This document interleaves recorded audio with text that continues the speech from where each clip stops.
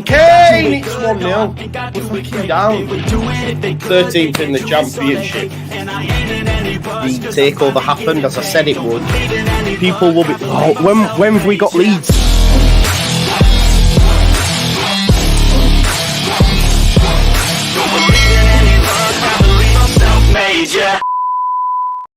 Now then, people, big up and welcome back to the Just Your Football Show, and of course another episode of The Counterpoint, your Monday morning viewing. If it isn't already, then what you're doing, you've been living under a rock. You need to get this locked off, put it in the calendar. This is peak viewing, must not be missed. Is The Counterpoint, where two of, I hate to say this, but two of the biggest content creators from the Leeds United sphere. It's true, mate. It's true. The numbers don't lie. Two of the biggest, not the biggest. This man's ego's a joke. Get him off. Cancel him. True, man. It's not true. I'm just in a good mood, mate, because after this video, I'm done for a week. So I'm so excited for my holiday. But love you, Joe, but your intro is absolutely horrendous, says Oi Bob. Mate, I've got someone working on one now for me. New timer, new intro coming for 24-25 season. So don't worry, watch this space. And if you want to pick anyone's head over that, it was LUFC Lewis that put that one together. So have a go at him, not me, all right? Thinking about it, it is very him that actually. But the new intro is going to be good, I promise you. Conor, how's things, mate? Are you well? Before we get into the football, are you well? Yeah, mate. All right. I've just I'm trying to psych myself up for a half marathon at the minute, and I just went out on a little bit of a run this morning, and mate, I've got this thing called runner's knee, which is basically my knee blows up after a certain amount of time. So I did about 10k, and then I was honestly hobbling back like nothing else, basically. So it's just I'm sort of down in the dumps about it. I'm like, I can't do it. I bailed out of it last year because I was like, my knee's done me, and I thought, I'm stronger this year. I've somehow convinced myself that I'm getting older and stronger, which doesn't work.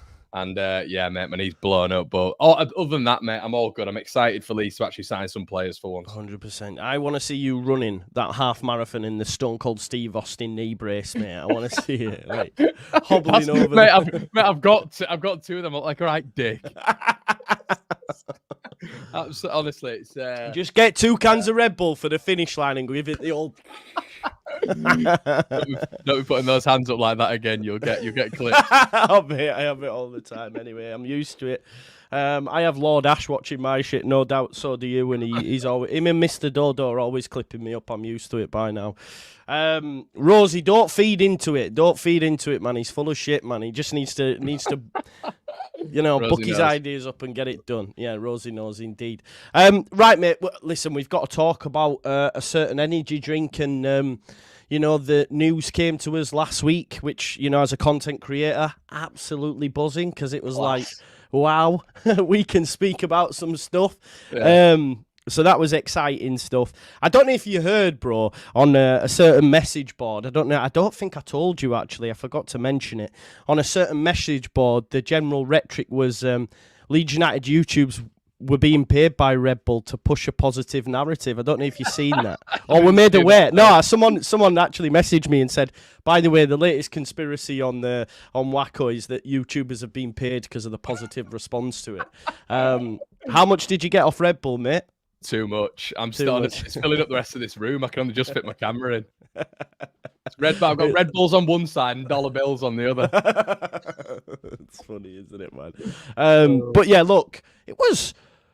Well, I've been, over the last couple of days, I did a video, unanswered questions, some questions that were put to them by the trust that weren't answered, and therefore, I was sceptical about that, and a lot of people have perceived that as being negative. I wouldn't say much it's negative. I'm actually on board with the investment, with the shirt sponsorship deal, and if it means keeping the best players and bringing the best players to the football club, then I'm on board with it. But there has to be a sense of trepidation, a sense of intrigue about what the future lies. And someone actually commented, Conor, and says, Joe, you need to let it go. Conor's been told by a very good source that they're not going to buy us, so take that as that. So you don't have to reveal your source, but tell me what your response was, and you seem much more positive about it than what I am, I guess.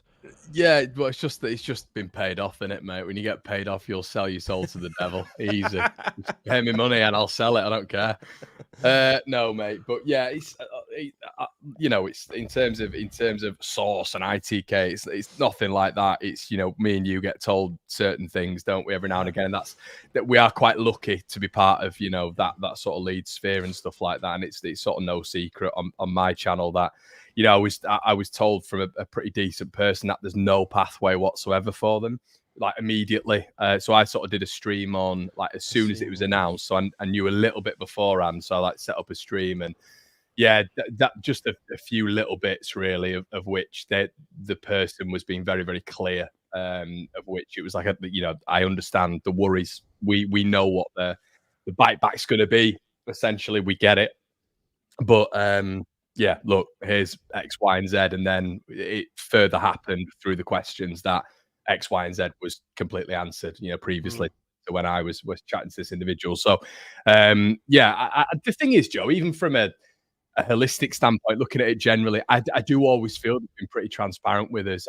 Listen, before we know how they were, you know, as in Rads and Orta and stuff like that, but I just feel they've just been completely transparent with us. I wish I was on the payroll, to be quite honest with you, but I think it's just exciting to know that, you know, they're not on the board, are they, at this moment in time? No. I think there's a lot of people who are comparing us to two clubs of which we aren't comparable to whatsoever, and we are not comparable to them whatsoever when Red Bull took over. Are we talking about Leipzig and Salzburg here? Yeah. I mean, it's just we can't even compare the club states and the club geography, which makes which is a massive point here.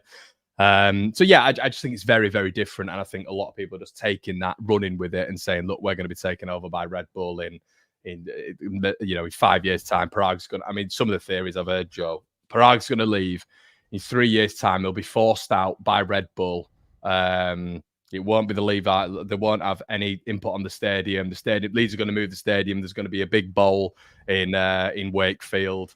And all this sort of stuff, and there's going to be Red Bull Arena all over it. The Leeds fans are not going to start paying; they're going to be paying customers anymore, and it's going to turn into an MK Don. So there's some of the stuff I've heard has been just a little bit sensationalist, I think. Yeah, of course there is sensationalization, if that is such a word. Of course, I get it, but I have to, from my perspective, there has to be a sense of like. So I know you say right now there's no pathway. But, and I think it's important we have a conversation about, like, all avenues, right? Even if I'm playing devil's advocate, it's important to have these conversations, both positive and negative. The Smiths Elvis makes a good point. Leeds become the sixth club Red Bull is involved with, joining RB Leipzig, Salzburg, New York Red Bulls, RB Bragantino, and RB Brazil. See the pattern. Do you, as a fan, yes, right now it's amazing, but are you at all concerned that in the future we might see them take a bigger stake and try push that? Yeah, I mean, potentially. That's always there, and I'm not naive to that. And he makes a good point. You know, when there's the pattern here, I would argue we are, and whether or not you know, people think that this makes a difference, I personally do, because I think it's foundation. I think it's a base. I think we're the biggest club out of any of them that they're taking over. I think we've got a much better foundation. You even look when they took over Leipzig, for an example, they were in the 5th tier of German football. You know, Salzburg had weak ownership at that moment in time. And Salzburg's not even comparative. It's an Austrian club. We're talking about one of the juggernauts, the custodians, the cornerstones of English football here in Leeds United, who right now are in a very stable position. Salzburg weren't. Leipzig obviously weren't when Red Bull came knocking. I just think there's a lot of context to the clubs that the you know, Red Bull, New York. I mean, we even having a Red Bull, New York, and Leeds United. I hear you. It's two completely different conversations. I just personally think that right now, the state we're in terms of the club financial, you know, pattern, which has been definitely a positive this season and last season, and the way that we're going and the project of the 49ers. I just look at it and think, so the 49ers are going to come in. They've got all these sort of minority investors who aren't on the board, who follow similar patterns. Obviously, Red Bull's the major, you know, conglomerate, the franchise. But I just think to myself, so the 49ers are going to come in, and we know, Joe, I don't know how long it's going to take for Leeds to get back to the Premier League. We hope it's next year. But then we're all thinking about Europe. Me and you've spoken about Europe off air at some point, maybe a 5, 6, 7 year plan. I just don't think the 49ers are not going to be a major shareholder in that pattern. Parag's constantly talking about Leeds getting back to that point, back to that level. He's been really transparent in terms of what he wants. And I guess with their own sort of, obviously the 49ers in San Fran, they've been there, they've been apparent, they've been, a successful sort of upward trajectory with them, for the NFL side. So I just see them as sticking around and being part of it. And I don't know, mate, I just, when I hear no clear pathway, no pathway whatsoever for them, and sort of the Q&A sort of echoes that. I guess it's paranoia, mate, isn't it? Of course, yeah. It's looking at other clubs, of course it is. But I just, if it was clubs similar to Leeds and in a similar vein to what we are now, with a similar financial structure to what we have now, I'd be a little bit worried. Don't get me wrong, but right now I just don't see any real comparison, to be honest. No, I think that is fair. I hear what you're saying about the comparisons of the clubs, and no doubt about that. And like people have already mentioned in the chat, Leeds United already is a global brand. It's already well supported across, the world. And again, I just, sometimes when you say something, people think you lean into that side, but to offer a different narrative, I almost feel as well, Conor, and this is a positive for Red Bull and the whole acquisition of shares and whatnot, in that English football is that big that even just to be on the shirt and be synonymous with Leeds United's rebuild could be enough for Red Bull in terms of their eyes and ears, because they don't need to be called Red Bull Leeds for us to know, because, let's be honest, the trade-off is going to be, we're going to have it all over the fecking ground, right? That's the trade-off we're going to have. And I'm okay with that, personally. I know some aren't, but the trade-off will be, we'll probably have to accept the 2 Red Bulls on our shirt. And again, for me, and I know people disagree, it ain't that deep. I can deal with it. I can deal with it if that means that we get to keep Archie Gray, keep Rutter, and buy 4 more, 5 more players. Because, ultimately, you want to see good football, you want to see your team winning. That's what it's about. And if a trade-off is going to be the whole of the fecking ground says Red Bull around on the advertising boards, and again, that's when I talk about it being enough for Red Bull, because if you think of the Premier League, it's shown in thousands of countries across the world. It's shown in all these places. Do you think that that's almost enough exposure for Red Bull for them to not want to be on the badge or in the name and all that sort of shit? Joe, Leeds hold the cards. We hold the cards here. They've not got any sort of stronghold at all in this country. There's rumours that they've been trying with Sheffield Wednesday for 10 years. There's a rumour that there's been trying for Leeds for 10 years. We know that's a fact. We were talking about Red Bull in 2015, but they've not been able to get in whatsoever. So I feel like now they're in as a sort of franchise. They'll be absolutely over the moon with this. Like you said, the biggest eyes, the biggest players, the biggest managers, the biggest staff. The Premier League and obviously where Leeds are in the Championship, which is what, top 1-2%, there's a likelihood that we'll get back into the Premier League. There still is a massive likelihood next season. So for me, it's a massive, massive thing for them right now. They're not as, I don't know, when I do look at Red Bull, it's not like they are completely dominating the European scene. And when they get involved, it's like, oh God, I feel like the biggest thing at this moment in time is the City Group, isn't it? In terms of just taking 100%, clubs over and the group ownership model. I feel they are the biggest sort of, advocators and bosses when it comes to that. But Red Bull, I'm a little bit like, well, yeah, all right. They've done okay. Like Red Bull Leipzig, there's an argument they've fallen off a little bit in the last couple of years. Salzburg, I mean, who's their nearest competitor? Rapid Vienna, what people don't even know what Rapid Vienna is. They probably think it's a ride at Disney World. Do you know what I mean? It's like, I don't. It'd be a good ride, to be fair. It would, wouldn't it? But yeah, I don't see it as comparable, mate, to other clubs. But I do think right now they'll just be absolutely buzzing. 10-15%, whatever it is, might even be lesser than that with 60 million quid. Do we know that them? Do we know them figures are correct, bro? Because that's not been confirmed anywhere yet, and it seemed to be 60 over 200, and everyone's saying that, and I'm not digging anyone out, but I'm still yet to see that written down anywhere. And Leeds in the trust were not. Leeds in the response to the trust didn't allude to anything. So is that a given? Do we know that is factually correct? I just don't know. No. I guess it's not, mate. I think it's just word of mouth at this moment in time, isn't it? They're not. Because even Ben Jacobs did a piece yesterday, and he said 60 rising, unconfirmed reports of 60 rising to 200. But again, still no one's, found it out. Yeah, they keep saying minority, don't they? I mean, going back to the individual, I was they won't release what percentage it is. So I don't think we're going to figure out that is, Joe, to be honest. I think they're just going to say it's a minority investment. And I guess when they've not got a seat on the board, I think there'll be a cap there, mate. There'll be a cap on what percentage that is. But you bang on. I mean, back to the Premier League, 6th in Europe, or what was it, the world in shirt sales in our first season back in the Premier League. They'll be looking at that and they'll be thinking, and like you said, plastered all over the shirts, whatever. Just that from a business standpoint is massively profitable for them. Yeah. Oh, 100%. I agree with you, mate. Let's not shy away from the fact that you could even argue, mate, and I've heard it said before, I think it was Miguel Delaney made the point that the Championship is slowly entering that Europe's top 5 leagues race. Do you know what I mean? It's getting that much like exposure now, and a lot of it's due to Wrexham in the Football League as well. I just think the English Football League in general, even the lower leagues now, are getting so much more exposure because our tier system is just the envy of the rest of Europe and the rest of the world, because we have so many leagues and promotion, relegation and all this sort of stuff.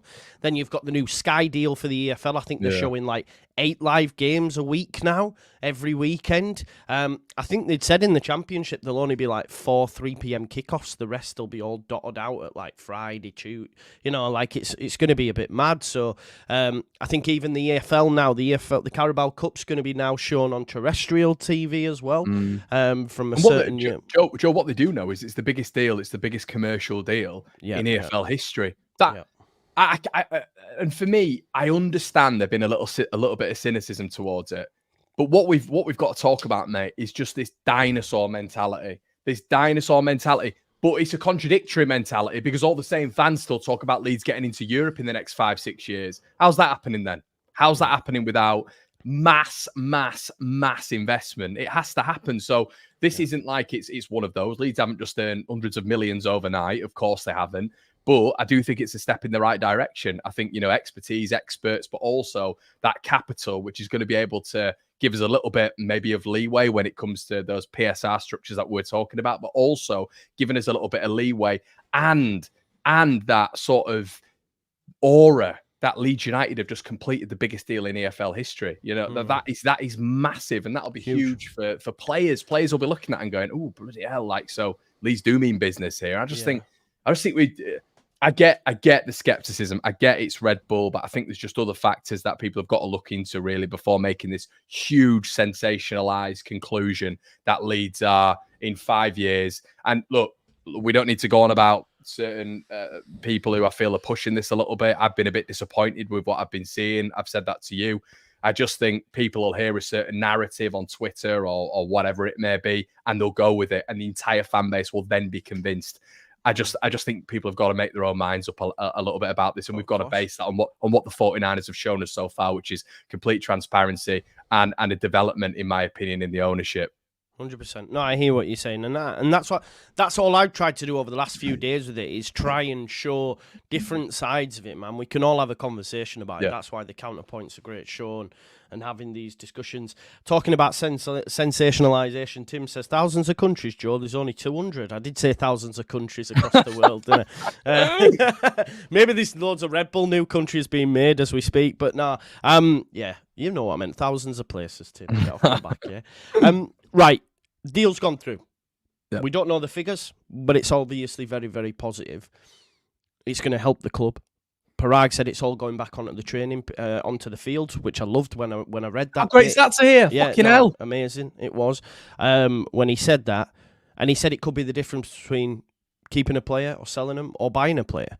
Like, with this in mind, mate, how confident are you then, and how much are you looking forward to the transfer window? I think it's fair to say we know, at a minimum, Somerville and Nonto will leave, but outside of that, are you? I mean, don't get me wrong, I've done a squad review that's coming out over the next few days while I'm away, and it's quite scary how light our squad will look. It's going to be a massive, massive summer, because all the out of contracts, all the loanees, the numbers are light, Conor. So we needed this, really. We needed this investment to ensure that we have the best possible 11 to put out, man.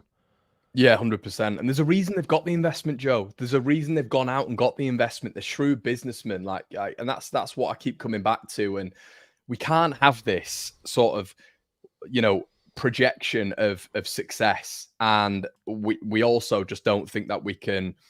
Let's cards on the table. if you want to become really, in my opinion, sort of top 6, top 8 in the next, I mean, it's ridiculous talking about this right now, but top 6, top 8, I think in the next 10 years or whatever, you've got to sell an element. It's not ridiculous, bro. No, it's less than 10 years ago, we sat and watched Aston Villa beat Derby in a playoff final. Less than 10 years ago. They're now in the Champions League, bro. But it's not mad. But is it fair to say that you have to sell an element of your soul now in the mafia-run Premier League? Do you have to sell some of your soul? You do, don't you? It has to be done. There's not going to be a local businessman, really, that's going to... times. Yeah, that's going to come into Leeds. I mean, there's Bloom, isn't there, in Brighton, who has done an unbelievable job, but he's just a billionaire who lives there. Yeah. That's a drop in the ocean. It just doesn't happen. So there's going to be some sort of mass investment from America, potential state ownership. It's going to happen. And this is getting worse and worse and worse now with a mafia-led Premier League ran by the top 6. I think you make a good point. Like, obviously, these state-run clubs are now not just buying one team, they're buying 5 or 6 across Europe's leagues and trading players between them and that. I mean, look at Girona getting into the... Did they get Champions League in the end? I think they did. I think they did, yeah. And they're part of the City group, and they've got clubs all over the world. And then outside of that, you know, you've got what's going on at Chelsea. Again, I'm still convinced that when they got rid of all these players to Saudi Arabian clubs, some skullduggery was going down there, you know. So there's all these clubs that have these sort of models. And then even still, you know, we're talking about sponsorship. I know Wolves, I think Villa are the same, have had sponsorships before, and when you actually do some digging, they're not even companies. Like, it's mad. Wolves, you raise your eyebrows with 100%. Yeah, it's a lot of these gambling companies that when you actually check the chain and look for these ownerships, they're like not even companies. It's all a bit mad. So, look, it's a sad state of affairs, and I wish it wasn't like that, but I do agree with you in the terms of it's a sign of the times, unfortunately, that this game is run by money, and sometimes you do have to bend it in order to.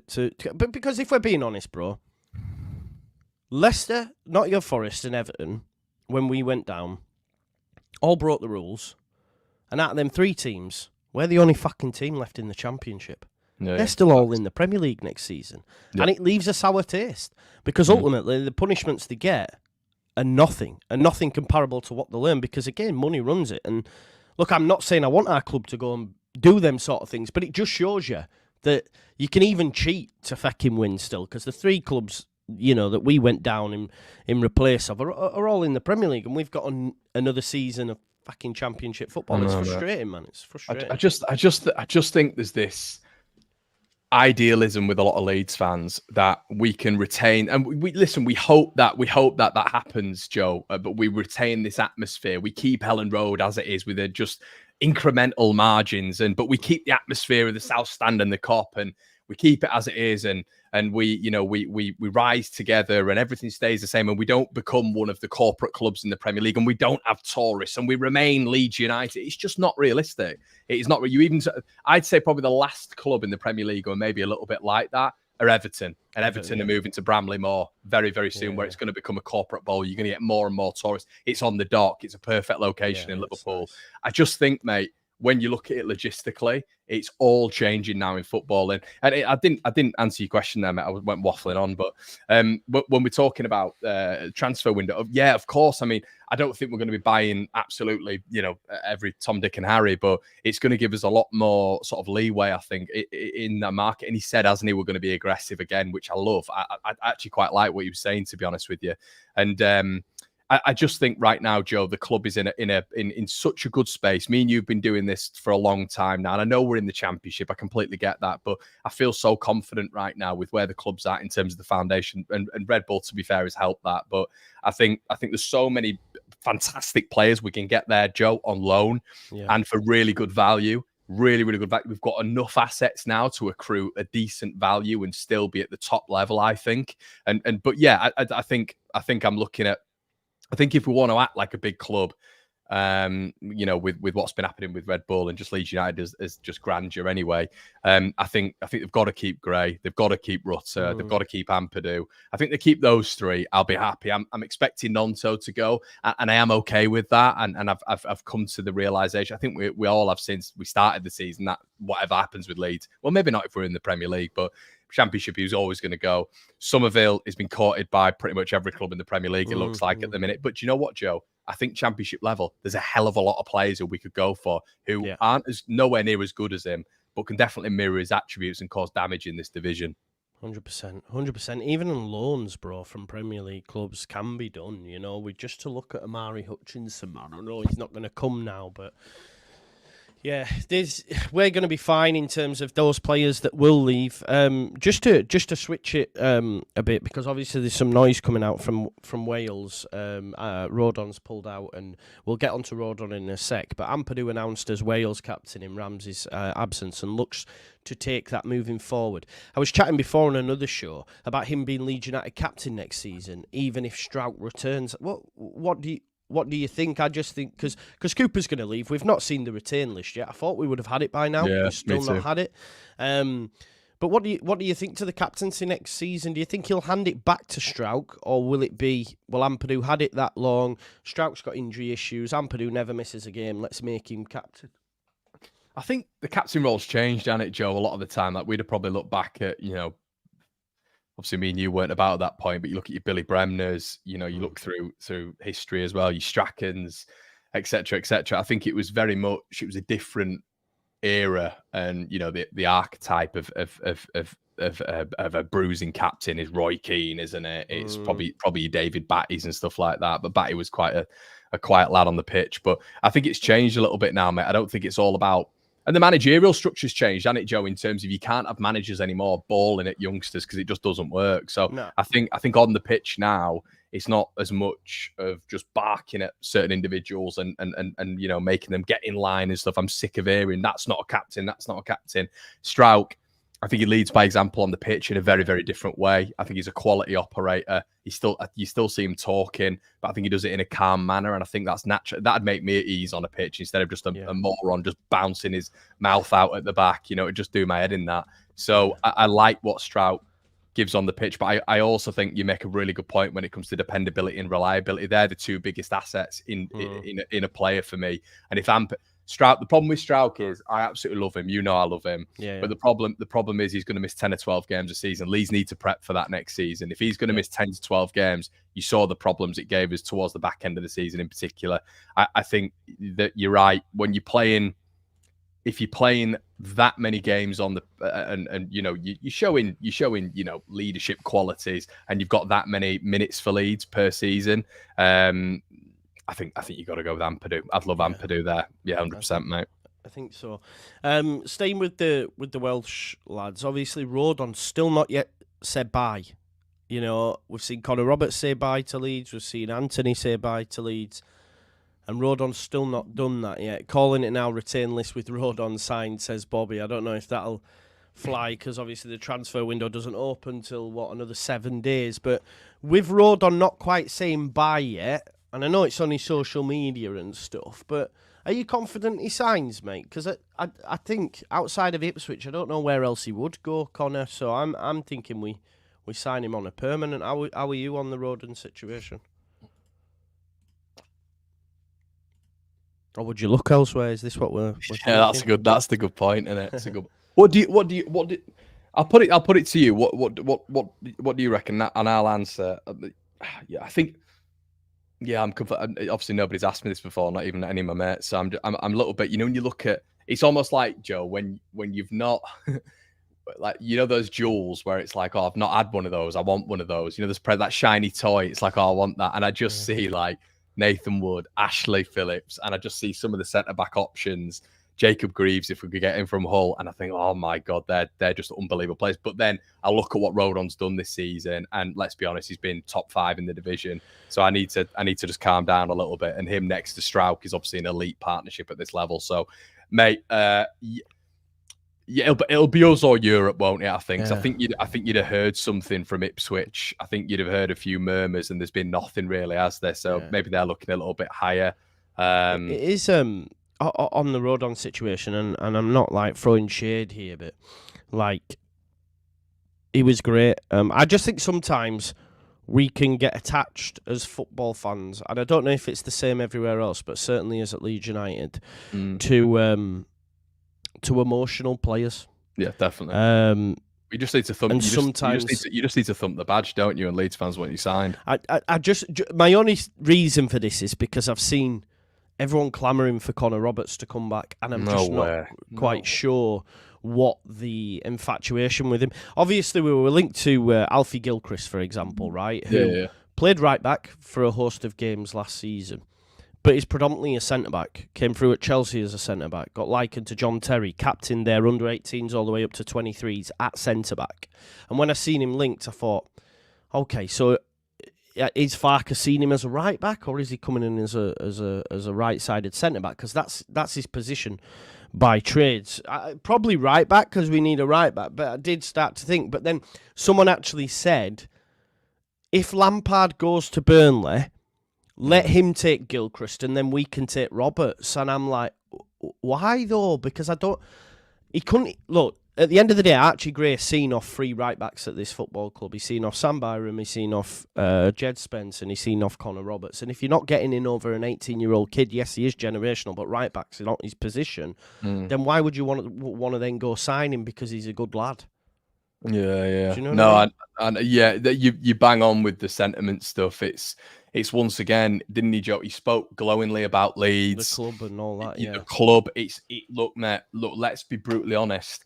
With some fans, that's good enough, and that's where I get massively frustrated sometimes. It's about raising expectations, and the Red Bull thing's almost symbolic of that. But with a section of Leeds fans, and it's not throwing shade. This isn't coming from Joe; it's coming from me. But I genuinely believe you can thump that badge, give 100%, give a little bit of that to the crowd, and you're almost as good as golden. You look at some of the recent legends at this club. We don't need to go through them, but technical ability-wise, they've not been good enough, but they've given everything for Leeds. And we love that. It's one of those immeasurable things, of course we do.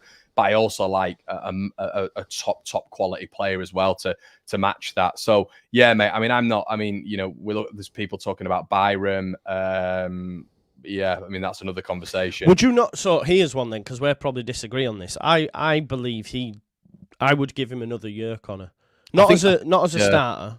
Yeah, I think if we went to the Prem, no way. No, but I think now you're right, Joe, in terms of what you say about the squad churn. I mean, Rodon, from what we see, is going. Roberts is going. Cooper, Ayling, Dallas. Then you look at the last 12 months of a lot of players' contracts as well. Firpo's in his last 12, isn't he? Obviously, Drama's gone, hasn't he? Adams has gone. Sinistera's gone. You've got a back four, you know. You've got Byram, you've got Creswell, you've got Strauch, and you've got Firpo. That's it. Outside of that, they're all gone. And you look at the injury record as well. You got to pull Strauch up, haven't you? Strauch's going to miss 10 to 12 games. Creswell's not going to start, is he? Creswell's not going to start.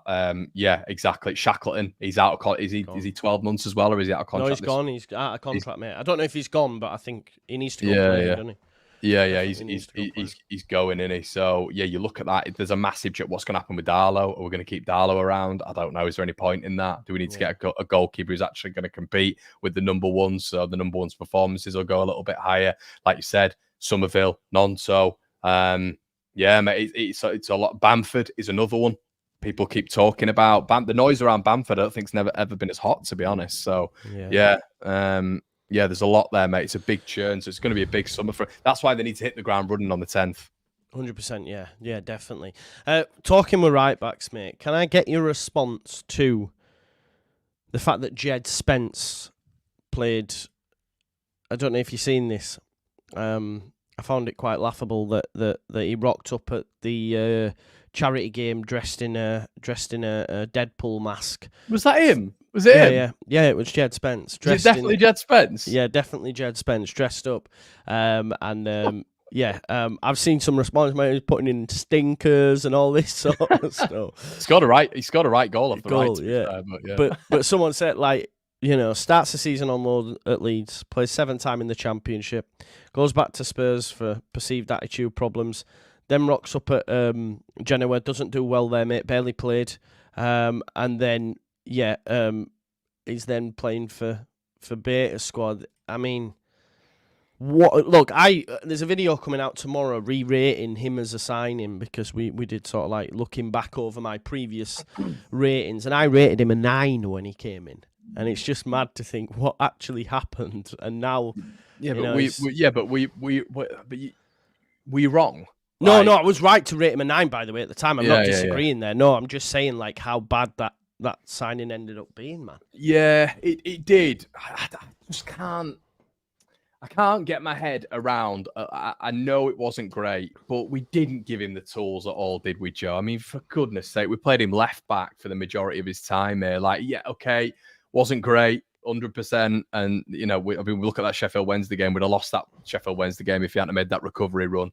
But like, overall, his performances, okay, they weren't lightning. But I did think to myself, you give a player a chance by actually putting him on in his favoured position, I'd say. And I wonder if in the loan agreement there'd have been an understanding that was going to be the case. He came to Leeds United and they just shoved him out left back for the majority of the time. But yeah, I don't know, mate. I felt that, I mean, everyone, when he signed, I mean, overall, when you look at his potential, mate, I still think he's a better technical player. I think he's got more to him than Conor Roberts has. I really like Conor Roberts as a player, but I think the hype for when we signed Jed Spence, it's funny what revisionism does, isn't it, mate? But it's like when you look at that signing at the start of the season, promoted with Forest, you know, was unbelievable in that championship season. We're all looking at it and thinking, wow, could he replicate that with Leeds?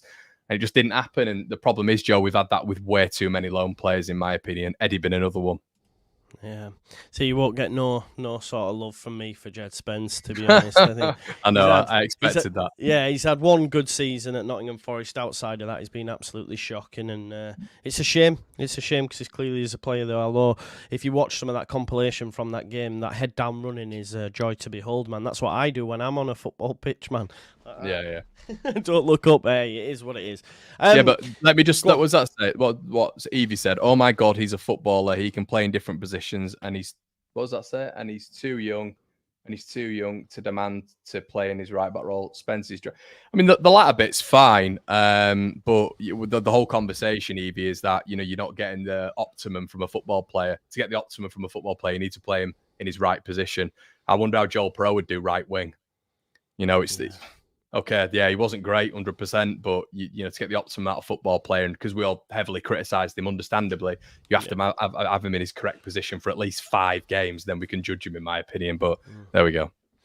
Yeah, no, he was played out of position. I think, look, when he came on against Sheffield Wednesday, was phenomenal and looked really, really exciting. And then obviously gets an injury, and then it just went downhill from there, innit? But yeah, for me, wash my hands of it. I just thought it was quite comical that he rocked up at that game, to be honest. Great that he's done it for charity, but just thinking, yeah, I don't know. Right, okay, so in terms of any transfer news, mate, obviously I seen when I was talking about Alfie Gilchrist, people were saying we can do better and stuff. This is what, and listen, football's all about opinions, but what really frustrates me is like when I did free transfers, I mentioned Shandon Baptiste at Bournemouth, and then a lot of people go, well, if they can't get in at lower end Premier League clubs, why should we take them? And sometimes for me there has to be a realisation that we are in the Championship, we are not in the Premier League, and to be able to get any player from there. I mean, even someone said to me, awful player Gilchrist, rather take Sessegnon. Sessegnon hasn't played football for 2.5 years, if that. Do you know what I mean? That seems to be the only credible link up to this point from decent sources, Alfie Gilchrist. But have you got any thoughts on him as a potential signing? And also, have you seen anything that you like the look of, you know, in terms of incomings for Leeds? Yeah, I didn't mind if you see it this morning, the Ben Johnson one. I didn't mind that at all. Yeah, obviously we'll link with him in January. He's got a pretty high ceiling, hasn't he? He's never really got there. It sort of reminds me of the old Reece Oxfords in terms of hasn't quite got there and isn't really favoured. So might have to be a European move for him, but they reckon it's us and Rangers, don't they, for him? And I don't know if it's a really weird one with SPL teams, isn't it, Joe? It's like I was mentioning Todd Cantwell before, mentioned Ryan Kent naturally, but it feels like with the SPL, maybe they've got a little bit, Celtic and Rangers in particular, maybe they've got a little bit of an advantage on us still in the Championship. Obviously the potential they can play in Europe and all this sort of stuff we can't offer teams that at the minute. So maybe, I don't know, maybe we're going to, it's a difficult one convincing them to Would you take Todd Cantwell, by the way? Todd Cantwell, bloody hell. I've not been keeping up with him, to be honest, Joe. Do you know how he's been playing? Or? No. Lockie mentioned Todd Cantwell, and he seems bang on with him, because we were talking about it before. I almost feel that the wingers this season under Farke might well become redundant. and we might see more 10s, so almost like 3 10s behind the striker, a bit like he did at Norwich when he had like Cantwell, Buendia, and then obviously one winger like keeping the width, like Onel Hernandez. So you might be looking at like James keeping the width and then having more like 10s, because we do tend to play narrow under him. Like a lot of people have said, you know, in terms it's looked like Jesse at time when we've played poor. So we might even say, you know, more 10s instead of out and out wingers. Yeah, maybe. Buendia on loan would be nice, wouldn't it, Joe? That'd be a good one. But yeah, I do. But then you get people saying, if you can't get in at Aston Villa, why would we take him? Yeah, I mean, you know, Gilchrist is a young lad. We can't profess to have seen loads of him, but he's a massive hype train at this moment in time. Played 11 times for Chelsea last season in the Premier League, 4 cup games. This is the problem. This is what Leeds United are going to have to go for. We're not going to be able to get established Premier League players who've maybe fallen by the wayside at their current clubs, and we're going to go in and put a 15 million pound bid down, 50 million quid bid on them. It's just not going to happen. So you need to be going at young youth players, and we've seen some absolutely fantastic youth players this season just tear it up. You know what? Obviously, not all of them are on loan, but young players can do it at this level. Johnny Rowe, Morgan Whittaker, Crysencio Somerville. You know, there's been an absolute mass of you know, players, young lads doing incredible things. I just think Leeds have got to be looking at the cream of the crop, young lads at the top level, because as we all said, the loan market is I think it's been criminally underutilized by Leeds United for the club that we are, the stature we are, and for the success that clubs who there's an argument that they're as big as us have done with it. You know, obviously, Joe Rodon for us was a massive success, but obviously Leicester got Fatawu, didn't they? And then you've got Southampton, they got Brooks, didn't they? Fraser, Taylor Howard. Flynn Downs, Taylor Howard Bellis, and then you got Ipswich, Kiefer Moore, Amari Hutchinson. You know, I will say, Joe, I did mention us getting Kiefer Moore in the January window and got pretty much spat at by the entire fan base. Got battered. Yeah, battered. Yeah, so I don't know. I think it's one of those that we have to be smart. What I would like to see, Joe, is in the January window, if even we're thinking that we've got a few bits that are left over, I'd love us to still be active in the January window. I know it's harder, but I think it's a lot easier when you bring in loan recruits. Yeah. No, I agree. I think that's what ultimately got Ipswich over the line, because obviously George Hurst got injured. They bring in Kiefer Moore. He was scoring goals for fun through January. Sarmiento as well.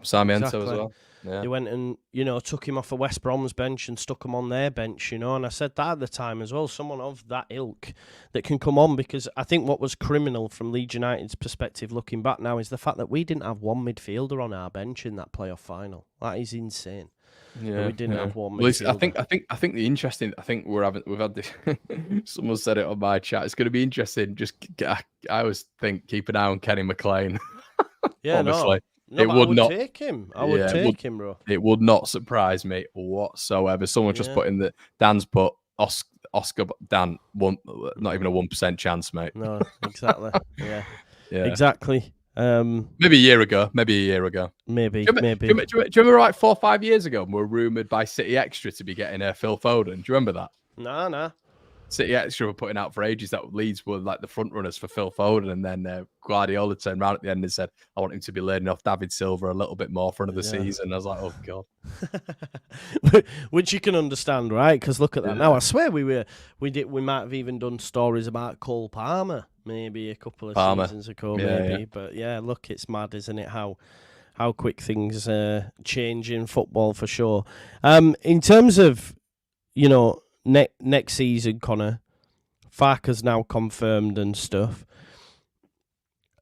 We've chatted about it before, but like what I've made the claim, and I don't know how you feel about this, because maybe I know sometimes you're a little bit more cautious than what I am in making predictions, but the minimum Leeds United should be achieving next season with the manager in and continuity with a full pre-season, with now backing from Red Bull, from 49ers. We don't have no worries about this 190 million and all that sort of stuff, the narrative that was being pushed.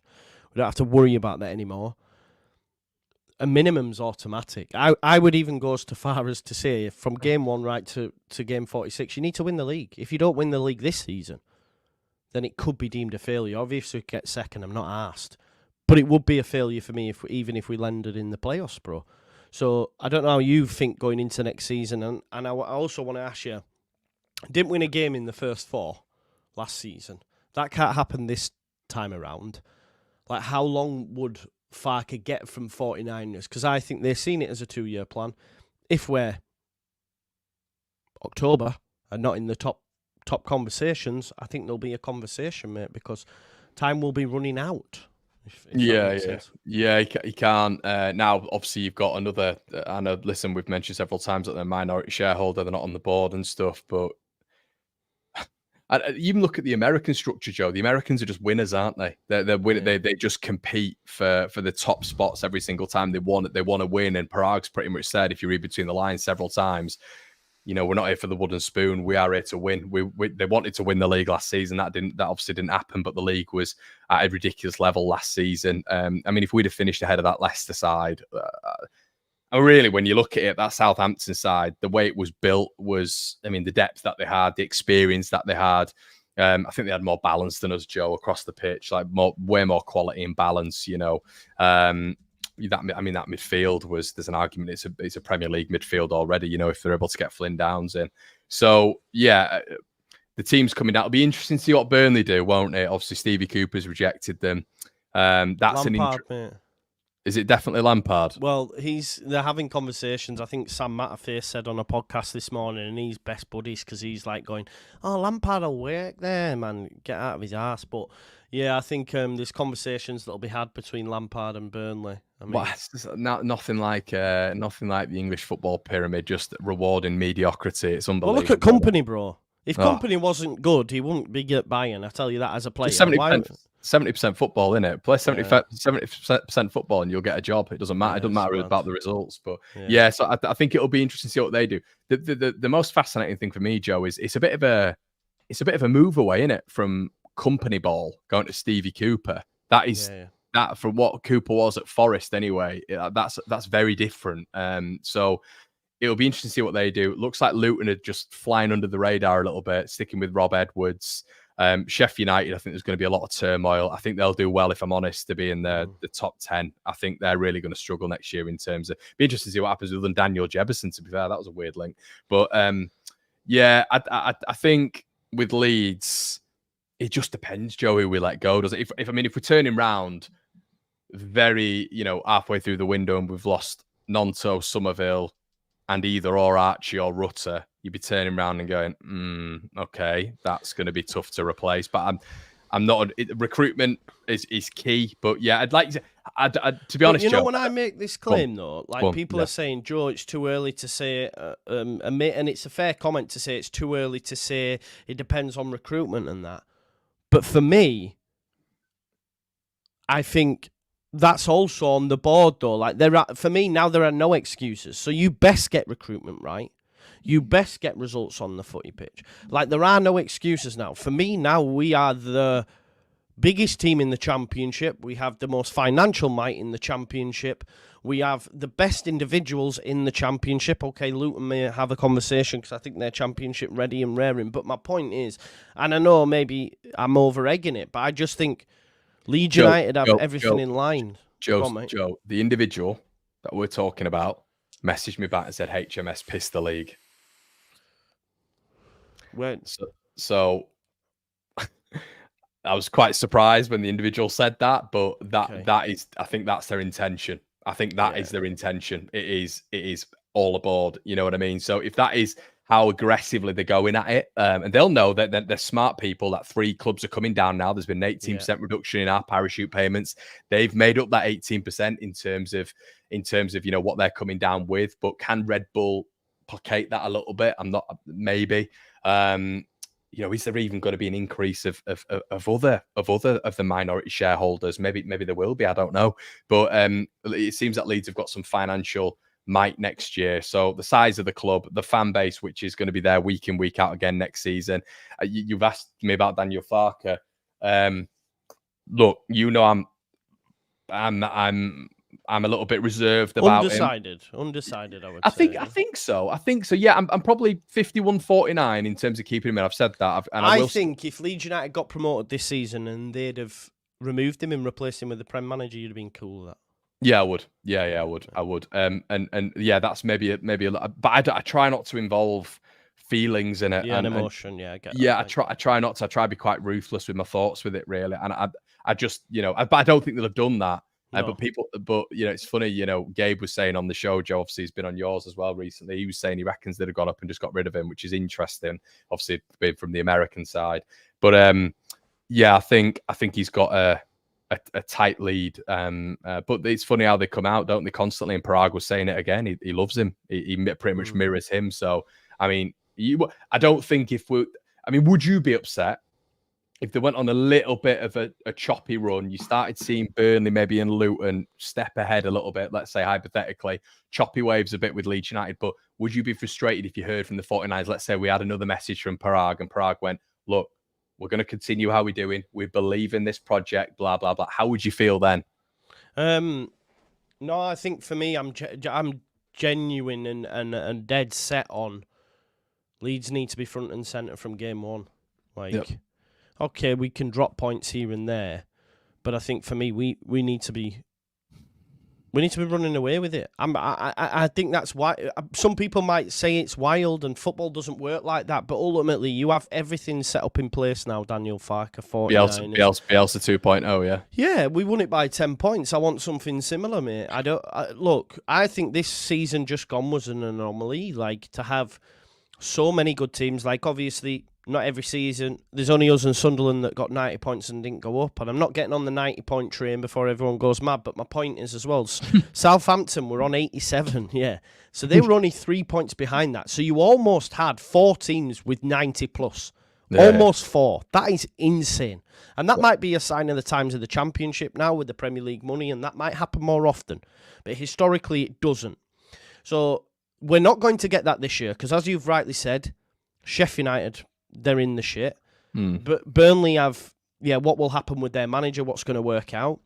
And then obviously Luton, I do think will be good. I do think Luton will be good. But with Farke, who I think this season will become the most successful Championship manager ever in terms of wins. I think he already might be, or he's soon to be. He doesn't need many wins to be that. So with him in charge, with Leeds United, with the financial might, with the players that we already have, with the position we finished last season, I think it's not wrong of me to demand or at least want Leeds United to be front and centre. I don't want, we couldn't get this player over the line. Well, you should have. So you're gonna be quite. It's gonna be interesting to see your content actually, because you're gonna be your expectations are so high. So high, yeah, they are. So high that anything that is less, which could be results, could be players coming in, or a lack of players coming in. And Daniel Farke. It's all about results. It's all about results. But Daniel Farke, you've been a massive supporter of as well, in your standards now, your expectations with that top 2 being minimum. It's got to happen, hasn't it? Yeah, for me, yeah, mate. I don't think it's. I don't know what's the word I'm looking for. Like, I think.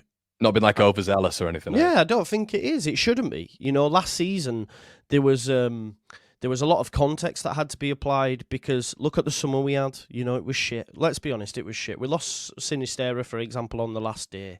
We had Tyler Adams decided to take the club to court, pretty much. Exactly. We had 12 days between the manager and and all that happening. That hasn't happened this time around. You had Max Wilber agreeing to stay and then just jumping ship. So you had all these different scenarios. You then had the first time that these players have probably gone from barely training under the previous managers to then being doing double and triple sessions. They're now going to be fitter for that second time around. There's all these little things now. They've failed this season, so they now know what they need. So when they've had this end of season conversation, come on then, Daniel, why didn't you do it? Okay, well, if I'm honest, I didn't really have the personnel. Okay, why didn't you make subs as often? Because we could all see it, and they'll also be asking them questions. Yep. Well, I didn't trust my bench. I didn't have enough players on it to be able to affect the game. So all these things will have been they've come together, working in tandem, right, okay, we're going to resolve that this time around, and this is how we're going to do it. So as a fan, I don't think it's remiss of me to want that and demand that, really. And if, like's been said, if we go, say, the month of August with 1 win, that's not good enough already, mate, for me. That is not good enough.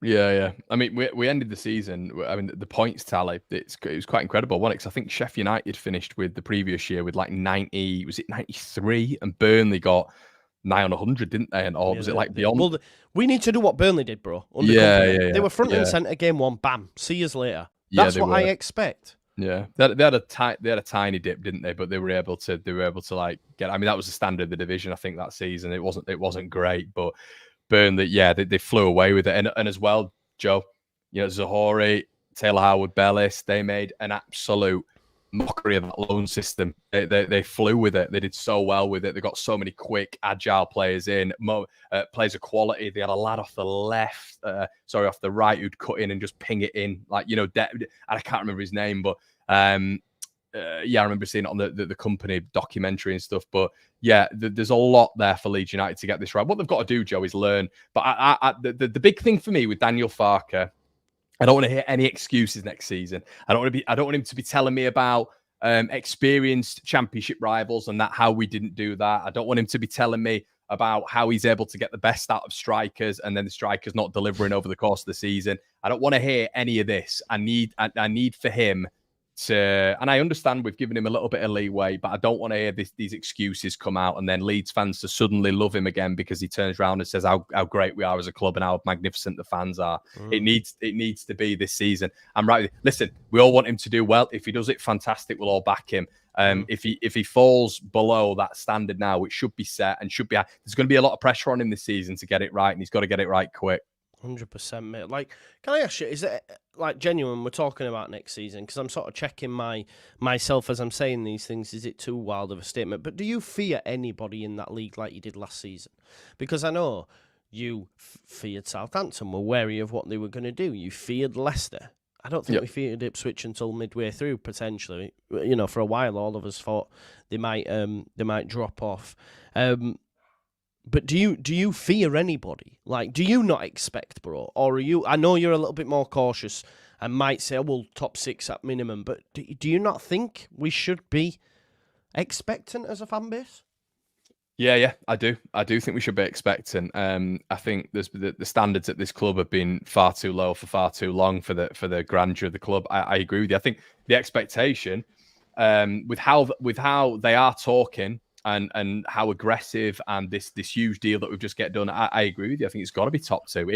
That has to be expectation. I'm not aligned with you on that whatsoever. Do you know who I look at, Joe? At this moment in time, it's more sort of maybe clubs in this division. I'll be honest. Right now, I look at West Brom. I think they're going to come strong with Corbrand next year. They were taken over mid-season. And I think they could come strong with Corbrand next season. I just rate him as a manager so highly. Norwich, they've just got, obviously, you know, a new manager in who's very, very highly rated. Should they be challenging us, though? Or am I being too... Do you know what I mean? West Brom, great, but it shouldn't be chatting to us over the course of a season. No.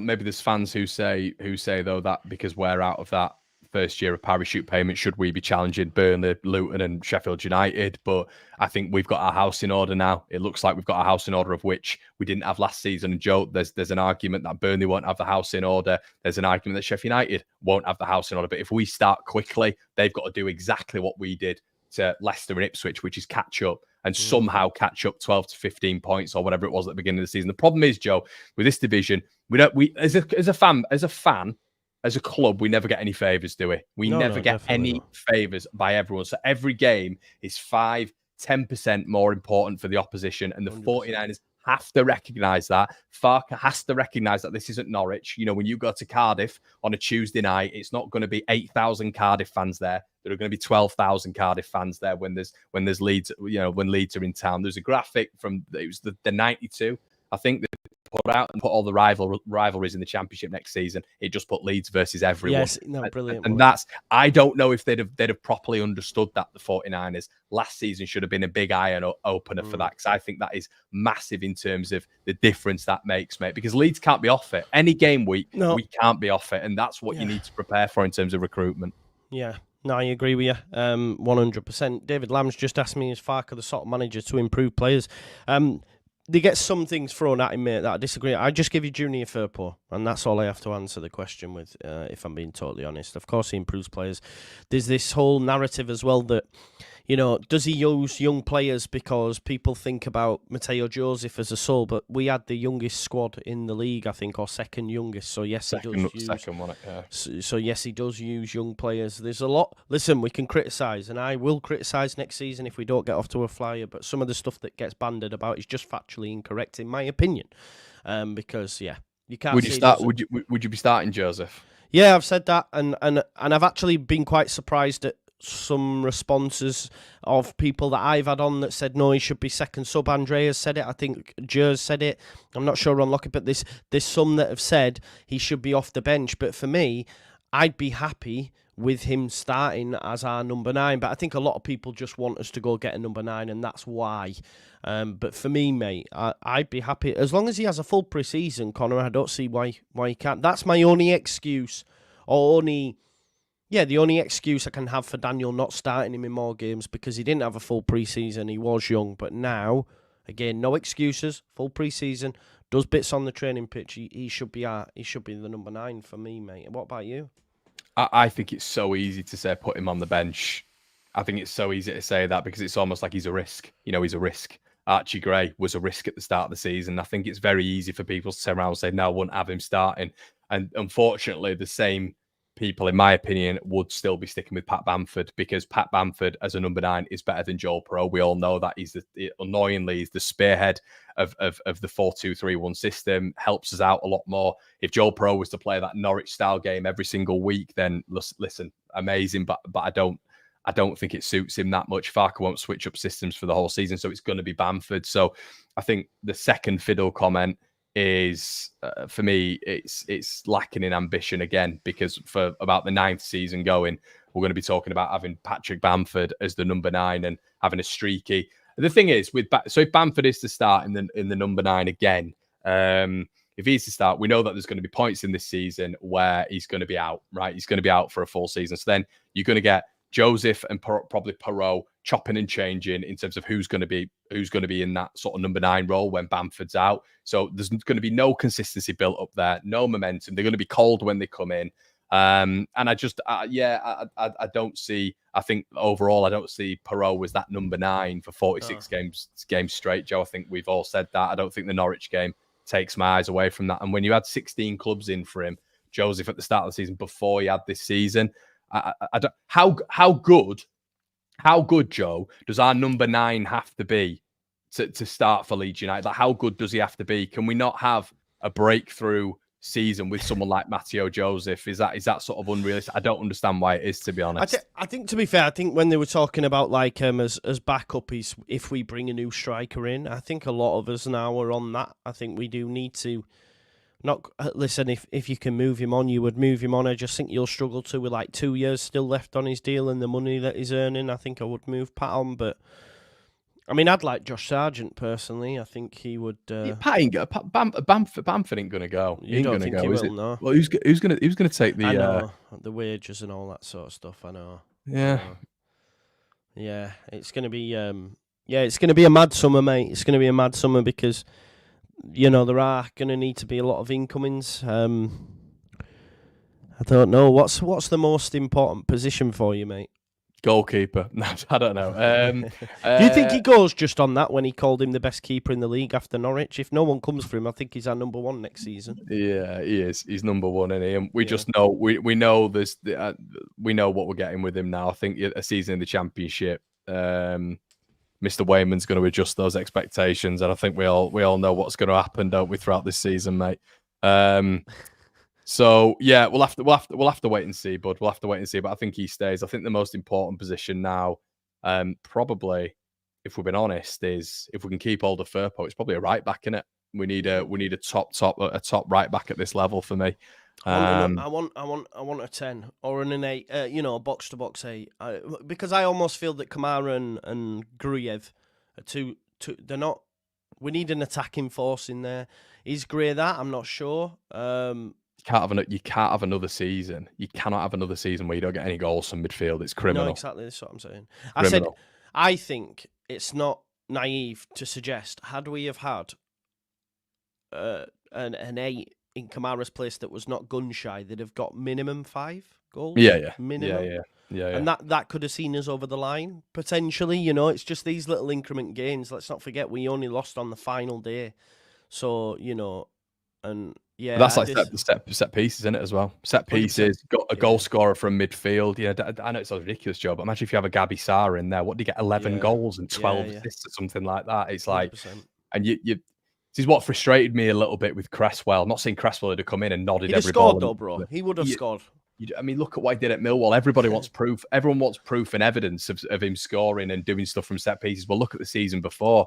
I just think, you know, putting him in cold. I think Farke's got to use subs better in the next season, Joey. He has to. He cannot be bringing if we have Gelhardt still knocking about, Joseph, whatever, Cresswell, he can't have him cold on the bench. He's got to start bringing him in at points, even if it's just off the bench. He cannot be leaving them. And then we get to the end of the season and go, oh, well, hold on, we're still crap at set pieces, but we can't bring Cresswell in because he's as cold as ice. He's got to. That's why I think, mate, there's got to be development in the coach and there's got to be development in the squad. Yeah, there has to be a less stubborn Daniel Farke, and the reason I say that is because it almost feels like Cresswell burnt his ties and he was never getting another look in. He did rotate the squad at Stoke away. We lost. You know, remember when Anthony and all these players played? He never trusted them again. I know. He's almost like, you let me down once, that's it.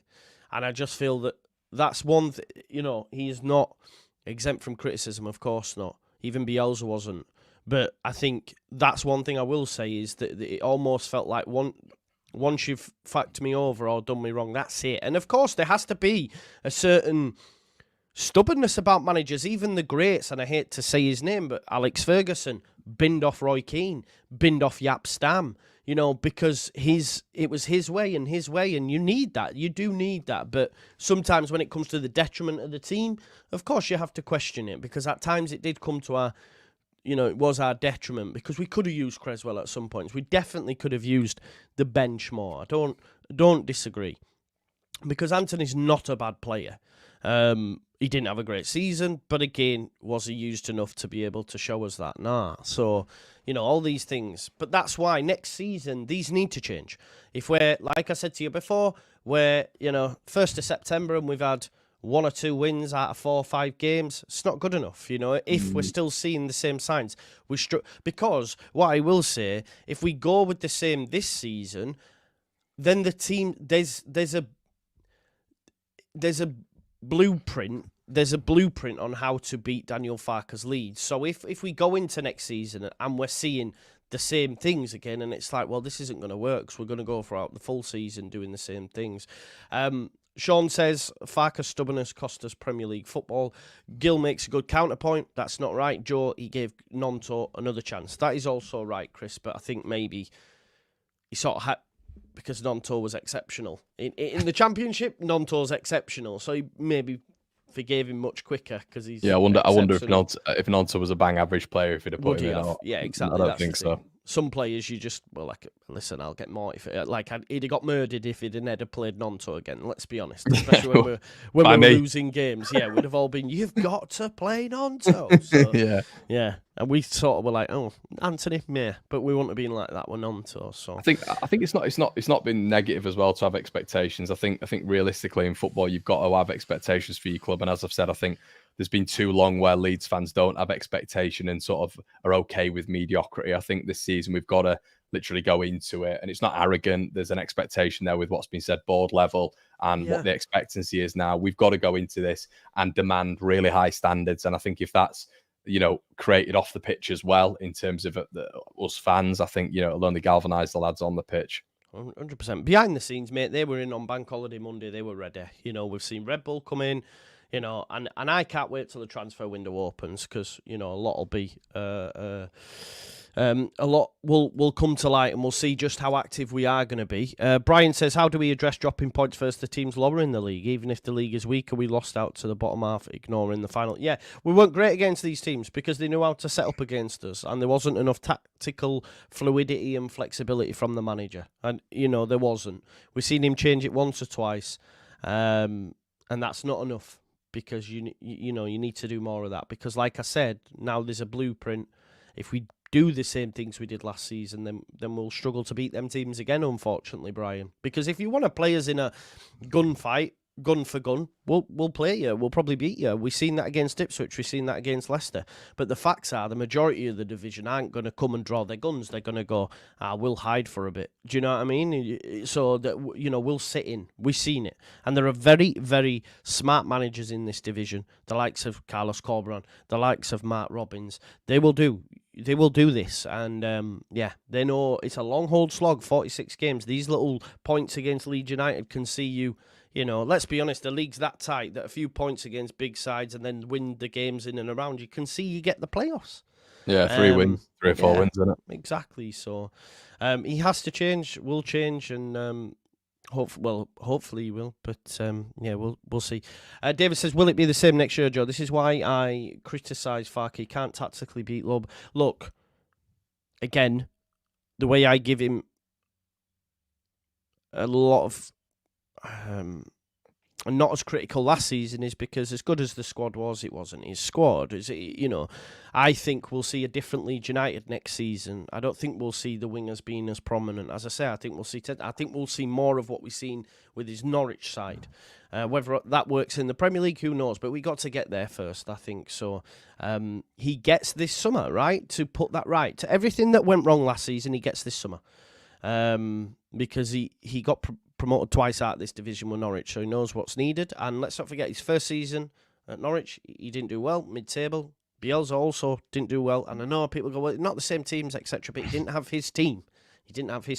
This summer, he has his team, or should have his team. Therefore, there are no more excuses from me, and I'm one of his biggest advocates. So you have to get it right. Conor, anything else you want to discuss before we exit? The meaning of life, Joe. What's it all about? Live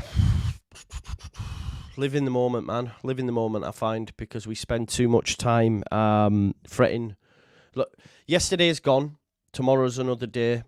So just live for now. Do you know what I mean? Is it anything, right? Anything you're worried over, yeah? Is it happening to you right now? No, it's not. So just live right now, And isn't that the perfect message for Red Bull and the 49ers? There we go. Yeah. There we go. That's totally contradictory to my other videos, so yeah. Do this, man. Ground yourself. Either go stand in the grass, yeah, with no shoes and socks on, or do this. At least we know what Joe does in his free time. Well, I'll be going to do it on the beach, mate, for the next few days, so I can't wait.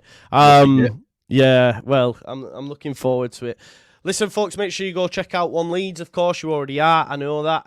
There will be some videos coming out over the next few days to get your teeth into while I'm away. But I'll be back Saturday, and we'll probably do a catch-up because I think we're going to have a busy week at Leeds. I think the retain list will be this week. Then we'll start to hear some news. But, yeah, I will see you in a bit, and so will Conor. Peace out, folks. Bye-bye.